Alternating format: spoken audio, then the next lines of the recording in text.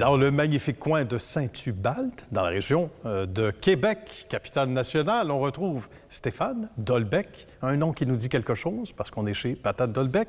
Josée Petitclerc, bonjour à vous deux. Bonjour. Bonjour. C'est un grand entrepôt et le pire ou le meilleur, c'est que c'est pas que ça. En termes de superficie, c'est spectaculaire. On parle de combien d'acres de terrain ou à peu près, Stéphane? Nous avons présentement 10 000 acres de terre 10 000 acres. dans 15 municipalités différentes. Et c'est pas rien du tout. Qui ne connaît pas les Patates Dolbec? Oui, si la réponse c'est non, j'en doute, mais peut-être qu'on ne sait pas tout. Mais là, on va tout savoir sur l'entreprise.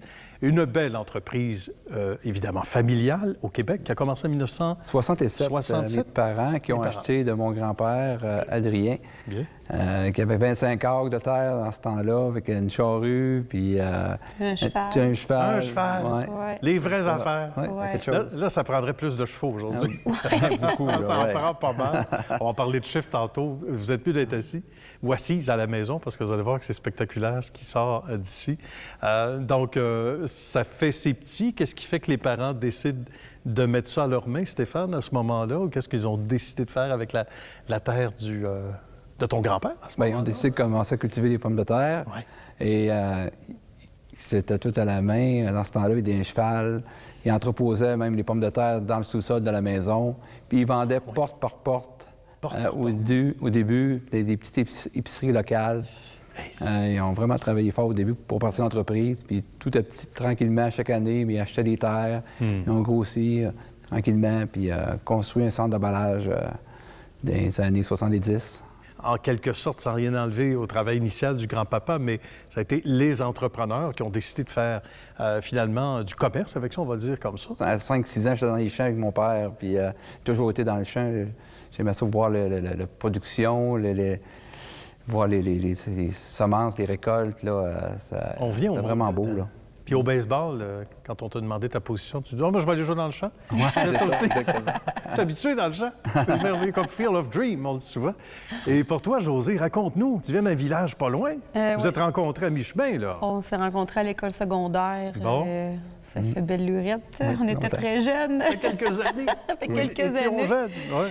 Oui, dans le fond, on s'est connus à l'école secondaire. Puis moi, je viens d'une famille d'entrepreneurs aussi. D'accord. Et mes parents, ils étaient dans le meuble. Donc, après, moi, j'ai été étudiant en commerce aussi, puis en commerce international.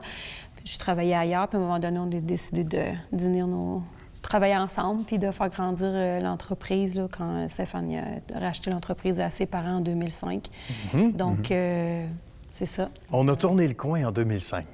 Hein? Il y avait eu quelque chose de fait, évidemment, de très bonne façon pendant toutes ces années, mais en 2005, et on voit ça, les plus jeunes entrepreneurs, comme vous êtes actuels, qui mettent ça à leurs mains. Et c'est 2.0. On ne croirait pas à quel point c'est directement relié à la technologie. Il faut parler rapidement de l'étiquetage, la traçabilité. On ne croirait pas que c'est ça dans un univers aussi terre à terre, on va le dire, mais la technologie est entrée dans la danse, là, beaucoup. Hein? Oui, la technologie est vraiment présente. En fait, quand on achète un produit, maintenant, il y a toujours un lot d'inscrits sur, que ce soit des sacs de pommes de terre ou n'importe quel des produits C'est pas alimentaires. rien, c'est pas le hasard. Non. Dans le fond, avec ce petit numéro qui est là, nous, on est capable de retracer là, les pommes de terre, ils ont été emballées quand, ils viennent de quel entrepôt, ils viennent de quel champ, jusqu'à ces kilo-opérateurs qui les a récoltés. Fait que la traçabilité alimentaire est très importante. On part vraiment toutes nos boutures là, au Petit Saguenay, dans un laboratoire en éprouvette. D'accord. Ils sont multipliés à leur ferme à eux. Ensuite, c'est transféré dans notre ferme de semences à nous, puis ensuite dans notre ferme de table. Donc, on fait vraiment là, de l'éprouvette à votre assiette. Bien dit. On parle de la terre aussi. On sait faire tourner la terre. Ça va dire quelque chose à des gens. Qu'est-ce qu'on a? C'est important, les rotations des terres pour les générations futures. Voilà. Puis on fait des rotations avec du maïs, du blé, de l'orge, soya, puis aussi en engrais vert. En réalité, on fait 1 an pomme de terre et 1 an, 2 ans rotation sur les terres. L'entrepôt où on se trouve, il n'y en a pas beaucoup. Je pense que c'est de l'autre côté, on a des pommes de terre de l'an dernier. De l'an dernier. Donc, ça veut dire une durabilité assez... d'1 an. D'1 an, quand même. D'1 an. Puis dans les boîtes, comme vous voyez ici, c'est vraiment ce qu'on serve là, pendant 1 an. Puis la pomme de terre est aussi ferme et bonne quand elle a été récoltée. D'accord. Fait qu'on peut... Le consommateur, quand il achète un sac de nous, ça soit au mois de janvier, ça soit au mois de juillet, c'est pareil. c'est la même chose. J'ai une question quiz pour vous autres.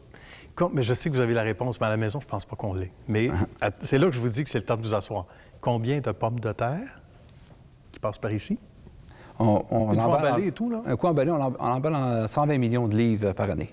120 millions de livres par année. C'est assez particulier. Ouais. La distillerie, rapidement, Josée, qu'est-ce que ça veut dire? Il y a un lien naturel, évidemment, avec la pomme de terre. Il y a un lien naturel. Dans le fond, ici, on a, bien sûr, on emballe là, pour le marché frais.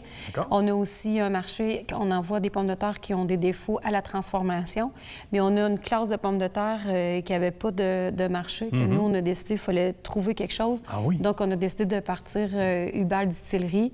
C'est une compagnie sœur, puis on se trouve à produire la première vodka 100% à la patate du Québec.